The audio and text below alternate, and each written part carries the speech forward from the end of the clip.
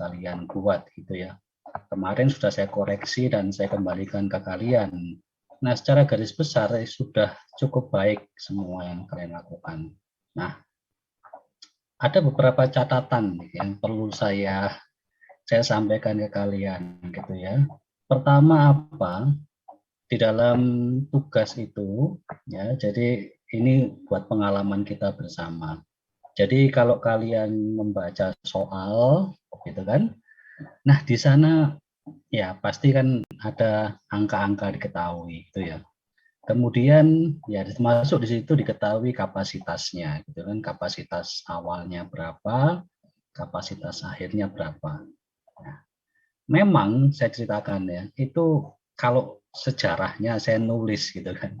Itu memang typo, artinya kan di situ saya pengen nulisnya 1,4 kali 10 pangkat 4 gitu ya.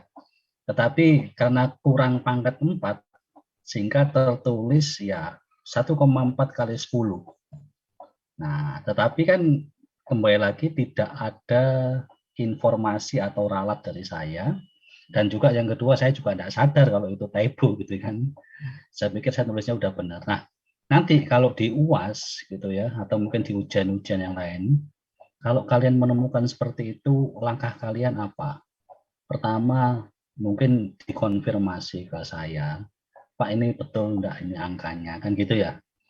Nah, kalau ternyata saya enggak ada konfirmasi atau saya enggak ngasih jawaban, ya berarti kita tetap anggap angka itu yang masuk, yang tertulis gitu kan. Yang kedua adalah, ya mungkin kalian asumsikan gitu kan, asumsikan yang betul ya mungkin sesuai dengan harapan kalian yang ada di contoh soal, mestinya 10 pangkat 4. Ada beberapa mahasiswa itu yang mengupayakan itu ya. Nah, angkanya diubah 10 pangkat 4 gitu ya. Ya benar diubah, tapi hitungannya masih pakai hitungan angka yang, nah itu kan angka yang enggak diubah gitu ya. Nah, itu yang kadang-kadang saya kasih tanda tanya. Kalau kalian lihat kemarin saya kembalikan di jawaban itu ya.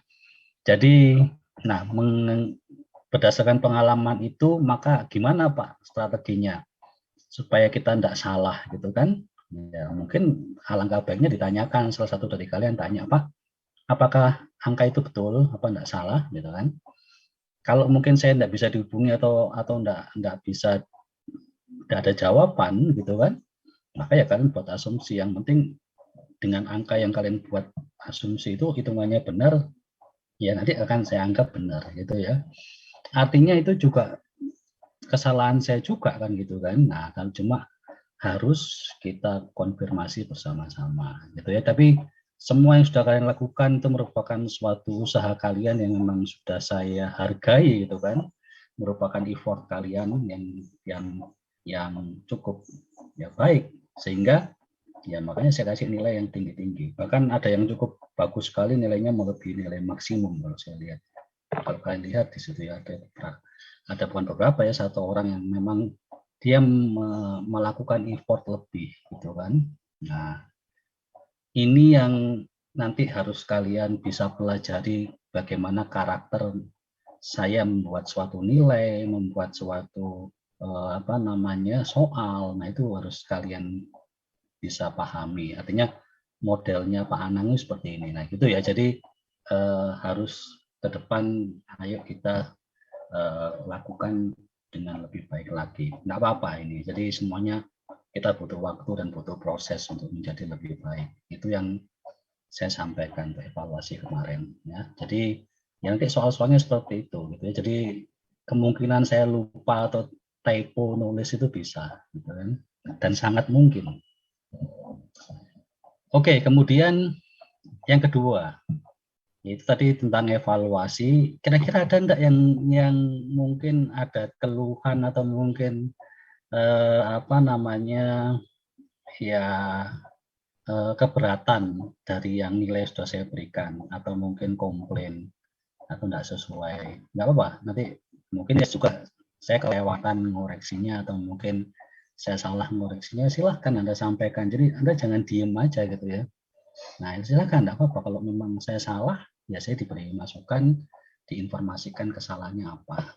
Ada enggak kira-kira dari kalian yang mungkin merasa dirugikan dari hal tersebut? Silahkan, monggo. Ada? Ya, oke. Kalau ada yang ke kamar mandi silahkan, monggo silahkan ke kamar mandi. Ada yang protes, komplain dari tugas itu? Kelas 2D? Tidak ada? Bisa diterima semua nilainya? Udah tahu nilainya belum? Sudah. Atau malah nggak dibuka? Google Classroom-nya nggak dibuka? Ya, jangan nggak dibuka ya. Jadi nanti dikira saya nggak pernah mengembalikan atau mengevaluasi soal. Oke, berikutnya adalah kalau itu tidak ada masalah, saya lanjutkan lagi ya. Yang kedua adalah saya ingin mengevaluasi yang kedua setiap hari Senin itu kan ada mesti saya beri tugas. Ya, jadi yang kemarin minggu-minggu sebelumnya itu ada tugas yang chapter 2. Kemudian yang minggu lalu ya yang Anda kerjakan Senin kemarin itu kan chapter 3. Ya. Nah, saya sekarang kepingin tahu apa yang bisa saudara ambil pelajaran dari dua tugas itu. Ya, mungkin saya tanya ke siapa ini? Ke Mbak Erika. Mbak Erika ada enggak, Mbak Erika? Ya, Pak. Oke, yang chapter 2 itu mempelajari tentang apa, Mbak Erika? Alat. Mas Herjuna ada? Mas Herjuna? Ada, Pak. Oke. Alat untuk mengukur partikel dengan metode sedimentasi namanya apa? Metode apa, Pak? Sedimentasi. Sedimentasi.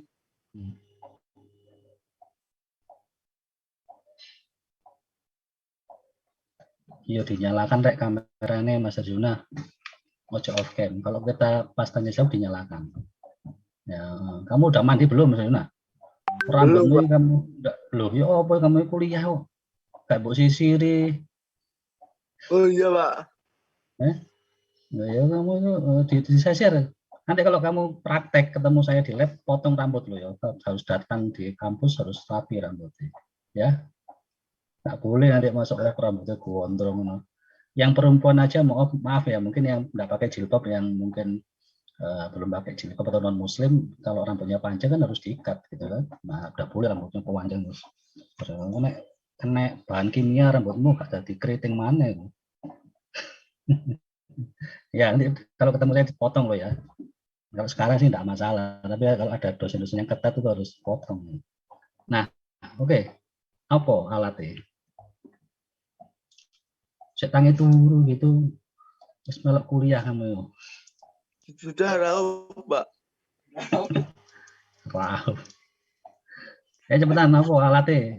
Enggak nyambung iki. Apa alatnya? Apa alatnya? Untuk mengukur partikel dengan metode sedimentasi apa alatnya? Anu, Pak. Apa jenenge? Ya wes, kamu belum. Iki sik kurang connect iki. Sinyalnya ya enggak apa-apa wes, nanti ke minggu depan itu siap ya. Enggak apa-apa wes. Bentar, Pak. Ya, Izin ya, kamar apa. mandi dulu, Pak ya. Ya wes cepetan. Oke.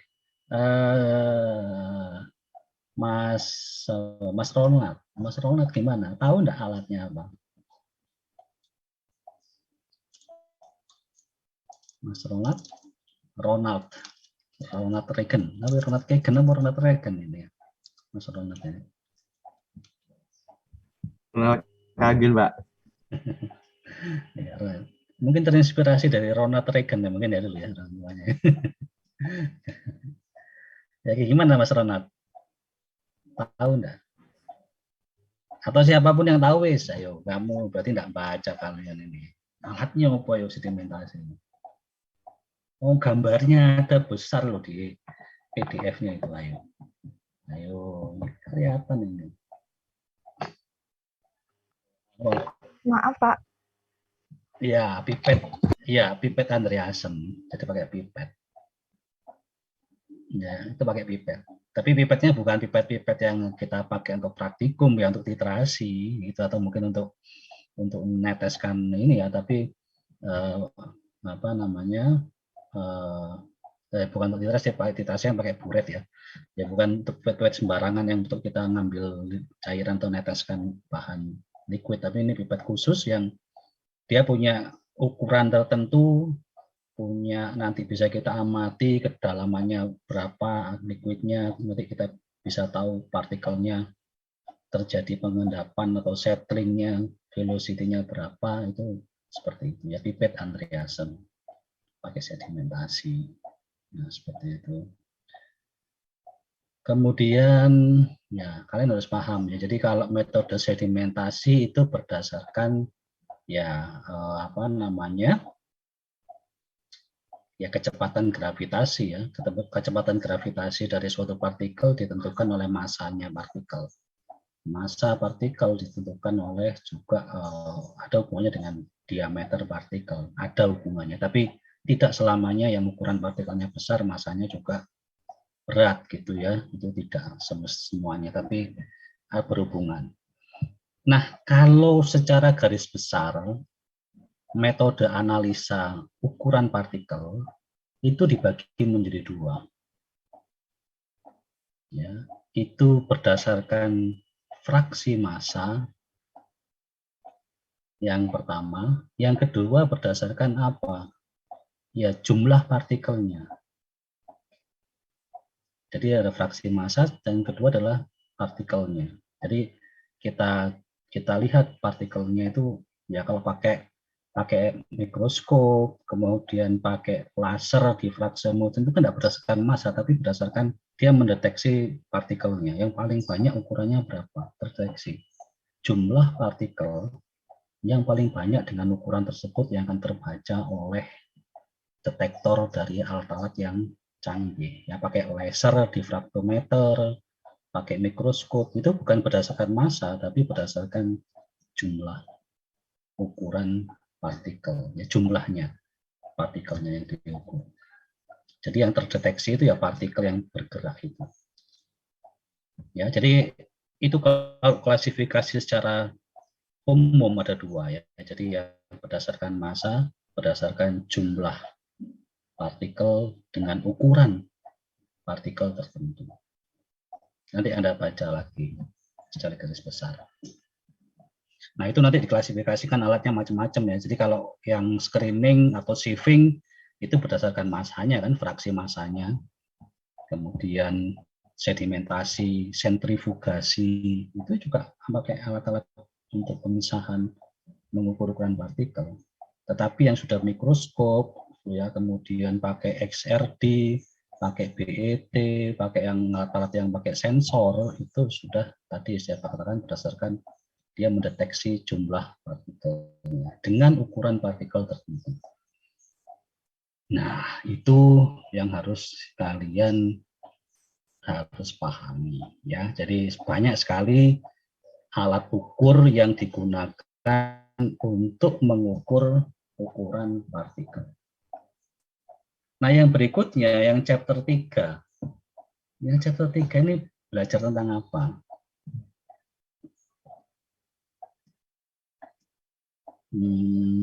Siapa tadi? Mbak Risma. Jawab, Pak. Iya, enggak apa-apa, silakan.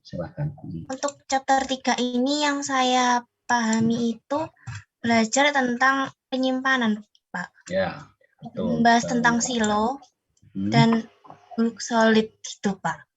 Oke, ya. Jadi betul yang dikatakan barusan apa Mbak Salsabila ya? Ya. Mbak Salsabila. Jadi di chapter 3 itu kalau kita yang pertama dulu ya tentang stress reduction. Ya awal ya. Kita kan menangani suatu partikel padatan. Ya. Partikel padatan itu kita perkecil, kita proses, kita hancurkan. Kemudian yang kedua ya caranya ngukur gimana kan gitu kan. Ini namanya stress reduction harus tahu ukuran pasti. Ya, biasanya ukuran awal dan ukuran akhir. Biasanya seperti itu. Harus kita identifikasi. Kalau Anda tanya, mungkin, Pak, kenapa ukuran awal itu harus diketahui? Kok enggak ukuran akhir saja? Saya kepingin menghancurkan suatu batuan yang besar jadinya sekian mili atau sekian senti produknya. Kenapa awalnya harus diketahui? Ingat, salah satu syarat untuk memilih alat size reduction itu dari ukuran partikelnya, ya kan? Jadi itu di physical properties-nya dari umpan. Artinya apa? Ya termasuk karakter fisik dari umpan itu hardness-nya, ukuran partikelnya. Kalau ukurannya besar-besar ya tidak mungkin kalian pakai alatnya yang untuk alat-alat yang mungkin untuk grinding yang ukurannya sedang, intermediate, dan fine. Nah kalau besar ya pakai yang crusher kan gitu kan. Nah sehingga ukuran awal itu harus kita ketahui. Nah gimana mengetahuinya? Diukur kan gitu kan. Ukurnya pakai apa? Kalau besar-besar ya bisa dengan mudah kita prediksi ya, kita ukur pakai meteran atau pakai apa ya, bisa kita ukur gitu. Tapi kalau yang kecil-kecil kan nggak mungkin. Nah yang kedua, alasan yang kedua kenapa kita ukur? Kenapa kita ukur? Karena kita ingin biasanya menghitung biaya cost dari proses size reduction. Ingat, untuk menghitung biaya itu hubungannya dengan energi dan daya. Persamaan untuk energi itu ada hubungannya dengan ukuran partikel awal dan ukuran partikel akhir. Sehingga harus tahu. Nah ini penting ya, ini kalau di ujian keluar ini ada di catatan ya. Kenapa ukuran partikel awal suatu bahan size reduction itu perlu dihitung ya. Karena mungkin kalian akan mikir, ya enggak usah saya hitung Pak ukuran awalnya, pokoknya saya tahu saya terkecil sesuai permintaan konsumen atau sesuai permintaan dari alat yang akan kita gunakan, pokoknya kita hancurkan aja. Nah itu alasannya, jadi harus ada alasan tadi. Ya pemilihan alat, alasan yang pertama. Yang kedua adalah untuk menghitung biaya energi. Oke, nah jadi kembali lagi ke tadi ya, tadi kita sudah belajar mengukur ukuran partikelnya untuk mengetahui ukuran awal dan akhir. Yang terakhir, otomatis kalau kita menangani suatu padatan, kita perlu belajar tentang tempat penyimpanannya. Nah, disimpan di mana padatan ini? Apakah simpan di drum, apakah di tempat wadah terbuka? Enggak. Ternyata padatan itu paling baik kalau ini kita berbicara di industri ya, di industri itu dalam suatu tempat yang bentuknya conical, ya bentuknya conical, ya modelnya kayak silo gitu kan. Conical ya tahu kan bentuk kun itu ya, bentuk kerucut gitu kan. Bawahnya jadi dia silinder, tapi bawahnya mengkerucut. Nah kenapa kalau ditanya seperti itu? Ya karena dengan bentuk seperti itu padatan itu akan bisa bergerak dari atas ke bawah itu dengan rata, dengan kecepatan alir yang hampir dikatakan dia konstan. Tidak ada kondisi yang stagnan di sana, sehingga tidak ada partikel padatan yang tertinggal. Jadi kalau ditanya ya, namanya tempat penyimpanan itu biasanya padatan ya. Kalau Anda datang ke pabrik semen, tangki penyimpanan padatan-padatan itu bentuknya menjulang tinggi. Ya, vertikal tinggi gitu ya, 10 meter. Itu yang dinamakan silo. Atau menyimpan CO3 gitu kan, atau mungkin pokoknya bahan-bahan yang bentuknya powder ya, partikel padatan yang halus. Nah, supaya nanti itu kita bisa pindahkan ya, kita bisa transportasikan, kita conveying gitu ya, kita pindahkan, maka ya itu harus dibentuk dalam bentuk penyimpanannya silo. Namanya silo.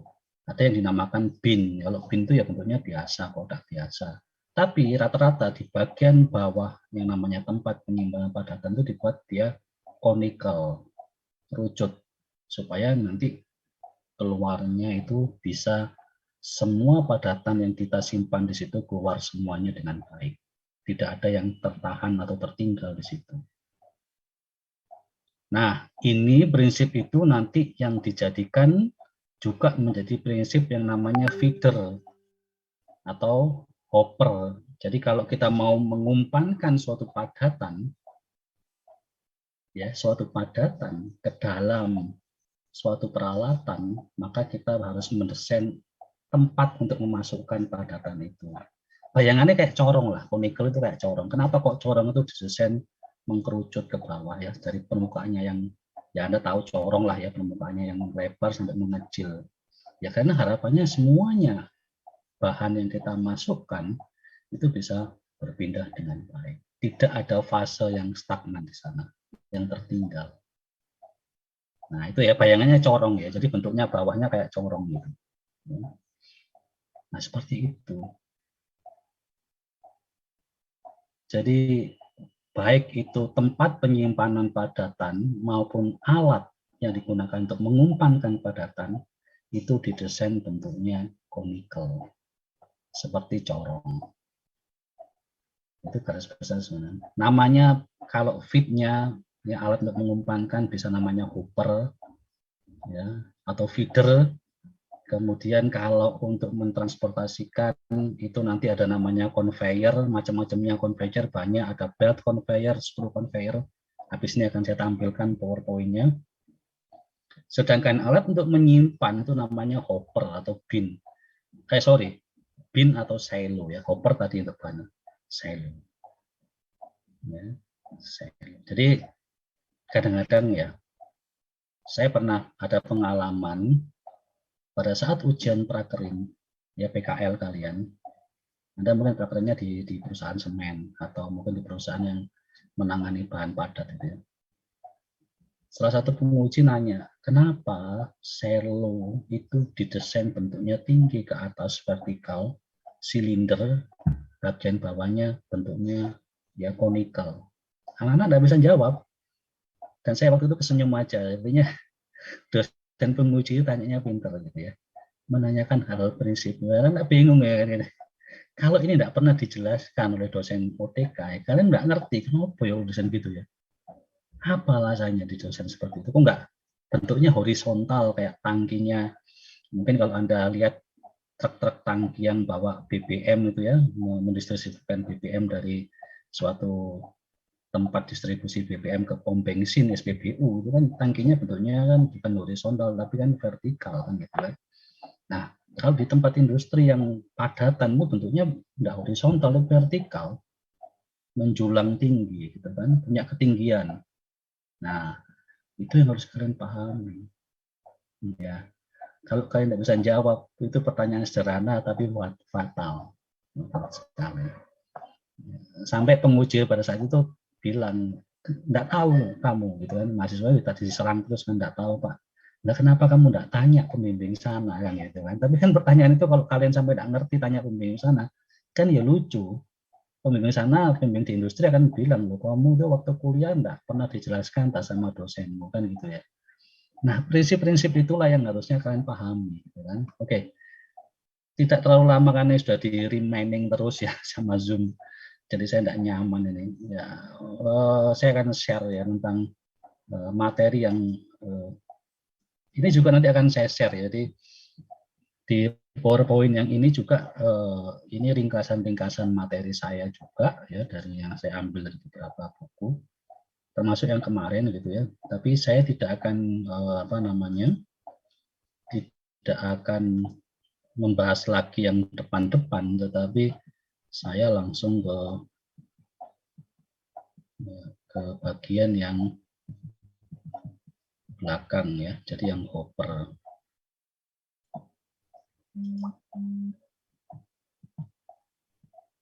Nah, ini sudah terlihat ya.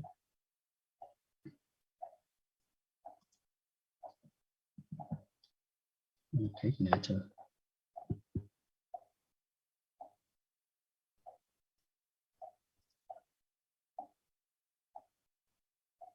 Nah, ini udah di remaining terus. Tidak nyaman. Nah, jadi ini ya. Jadi ini saya berbicara tentang hopper dulu ya, hopper. Jadi hopper itu apa? Itu kan hopper itu adalah strike. Jadi dia lurus, suatu bejana lurus, kemudian dia bisa bentuknya circular, ya bentuk atau square. Kemudian di mana bagian bawahnya ya base-nya itu adalah bentuknya conical atau tape ya. Jadi dia mesti mengkerucut di bagian bawahnya. Nah, ini yang dimaksud dengan hopper gitu ya. Jadi di bagian bawah juga sudutnya dia mengkerucutnya seberapa, itu semuanya ada aturan-aturannya. Nanti kalian bisa baca ya.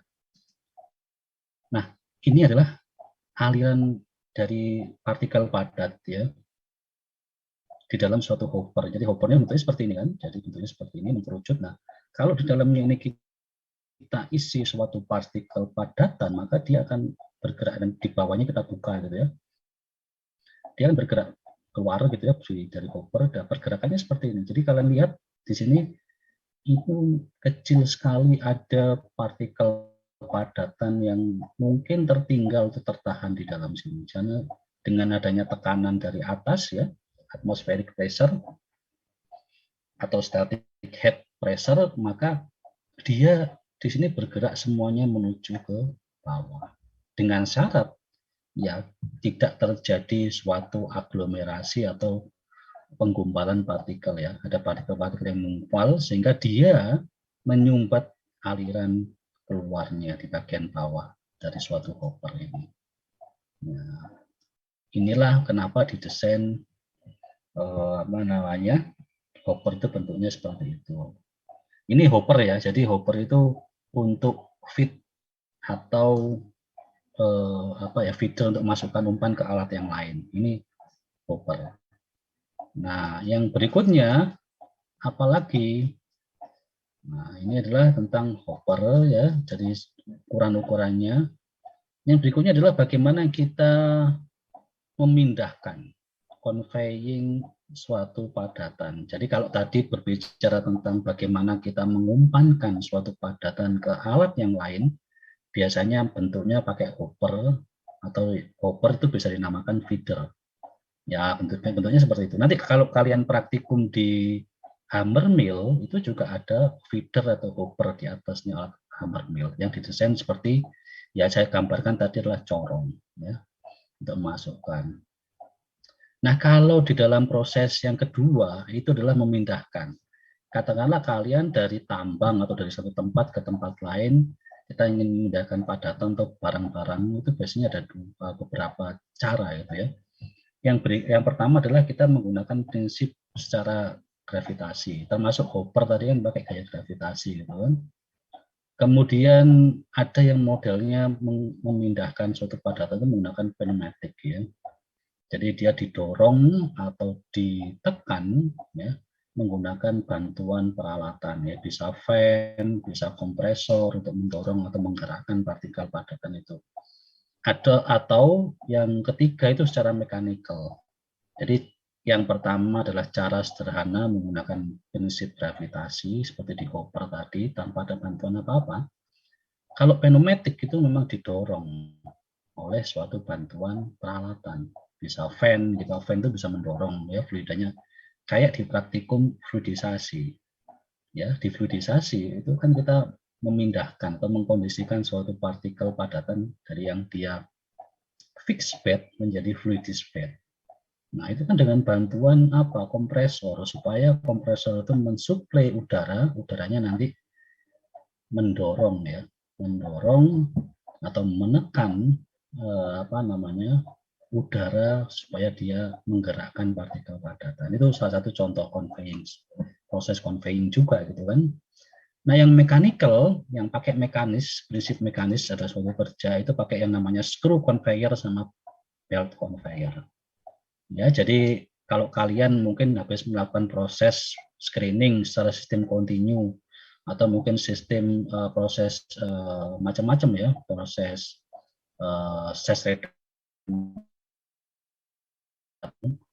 masuk ke tempat ya wadah atau apapun, itu biasanya kalau di sistem yang kontinu yang terus-menerus dari alat itu menuju suatu wadah tertentu gitu ya, itu pakai conveyor. Nah, jadi dia digerakkan secara mekanik. Ya ada roda-roda ya, roda yang berputar, di atasnya itu ada suatu belt atau pakai metode screw. Jadi kalau screw itu dia ya ulir gitu ya, menggerakkan atau mendorong partikel padatan bergerak dari satu titik ke titik yang lain. Ini secara mekanis. Ya. Kemudian berikutnya adalah, ya, kalau dia fasenya fase ya cair yang encer, biasanya memang kita dibantu dengan pneumatic conveying. Ya. Jadi bisa kita kita pakai blower atau vakum ya, disedot ya. Kemudian ya tadi ya saya bilang pakai kompresor, ditekan dan lain-lain. Nah, berikutnya adalah apa lagi? Nah ini. Ya. Ini bagaimana kita mendesain metode pneumatik ya dalam suatu sistem. Ya. Nah, ini harusnya kita butuh waktu untuk menjelaskan, tapi saya tidak akan ini ya. Nah, berapa sih kecepatan untuk proses conveying gitu ya? Velocity-nya berapa ya? Tergantung kondisi dari fase suatu fluida yang ingin kita transportasikan gitu ya. Untuk yang fase-fase uap ya atau mungkin gas itu kita bisa atur untuk kecepatan 5 sampai 6 meter per second. Kalau dia untuk yang partikel-partikel padatan yang halus, debu gitu ya. Ini kecepatannya bisa sekian 10 sampai 13. Sedangkan yang agak berat itu heavy dust itu antara 20 sampai 30. Nah, ini berdasarkan fase dan ukuran partikelnya. Nah, kenapa diatur sekian? Nah, supaya tidak ada proses settling, jadi yang mengendap atau ada di bagian perpipaan atau alat itu ya, jadi tertinggal, sehingga harus kita kondisikan ya ini kayak seakan-akan terfluidisasi, dia bergerak bebas atau mungkin mengambang ya. Nah, seperti itu. Jadi diatur kecepatannya supaya kalau padatan atau mungkin gas itu tidak ada yang mengendap. Untuk proses pemindahan partikel dalam suatu pipa. Tapi kalau kondisinya terbuka, ya kita tidak masalah gitu ya. Kalau Anda pakai bed conveyor atau screw conveyor, bisa apapun gitu ya. Ya, jadi ini hubungannya dengan kecepatan. Nah, kalau tadi ya ada pneumatic conveying. Jadi kalau yang mana pneumatic ya bantuan, ada bantuan ya alat. Ya, jadi alat itu adalah bisa mendorong, menarik gitu kan. Jadi bisa pull atau mungkin push ya. Tenaganya itu bisa menarik atau mendorong. Kemudian nah, untuk mengatur feed control biasanya kita pakai valve ya, macam-macam valve, ada butterfly valve dan rotary valve. Ya. Nah, kalau saya lihat tadi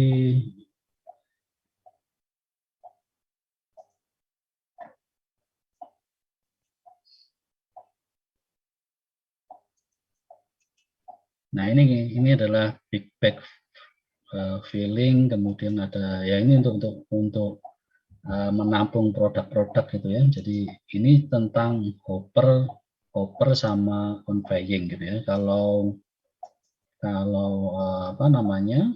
Ya ini aplikasinya di industri seperti ini. Kalau untuk silo ya prinsipnya sebenarnya sama dengan hopper tadi gitu ya. Cuma silo itu ya hanya menampung, kemudian kalau kita ambil produknya biasanya nanti langsung ke suatu tempat, biasanya pengemasan ya, di pack gitu kan, jadi dikemas dan dijual. Jadi silo itu menampung bahan-bahan padatan yang biasanya sudah produk akhir biasanya, tapi ya banyak juga untuk pokoknya yang dia bersifat powder, maka dia harus disimpan dengan silo. Oke, ini sudah kurang 1 menit, jadi saya rasa mungkin untuk pertemuan kali ini itu dulu ya. Jadi daripada kalian keluar masuk, saya coba lagi anak jelaskan, kepotong lagi gitu ya. Jadi ini nanti